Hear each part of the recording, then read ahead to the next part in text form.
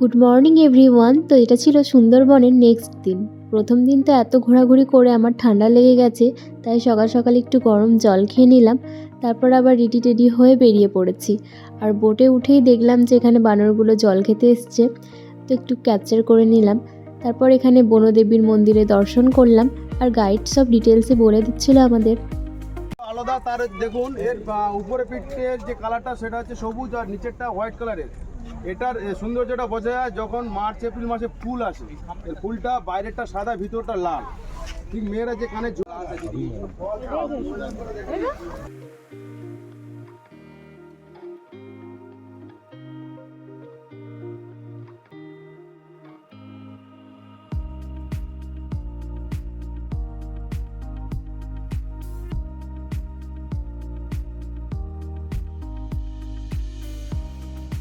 তারপরই হঠাৎ করে বোট থেকে দেখতে পেলাম একটা বড় সড়ো কুমির।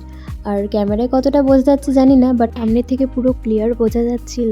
চিড়িয়াখানায় তো অনেকবারই দেখেছি, কিন্তু এরকম সামনাসামনি প্রাকৃতিকভাবে দেখার মজাটাই কিন্তু আলাদা। তারপর এসছিলাম চিড়িয়াখানায়, আর এখানেও ছিল কুমির, তারপর ময়ূর, আরও অনেক রকমের পাখি।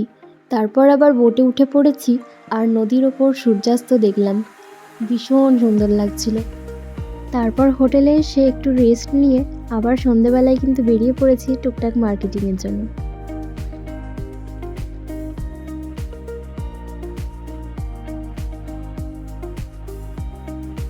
তো আজকের রাতটায় সুন্দরবনের লাস্ট নাইট, কাল আবার সন্ধ্যেতে ট্রেন রয়েছে, তাই আমরা সবাই মিলে অনেক রাত অবধি গল্প করছিলাম, ডান্স করছিলাম। তো এইভাবে কেটে গেল দিনটা। ভালো লাগলে সাবস্ক্রাইব করো। টাটা।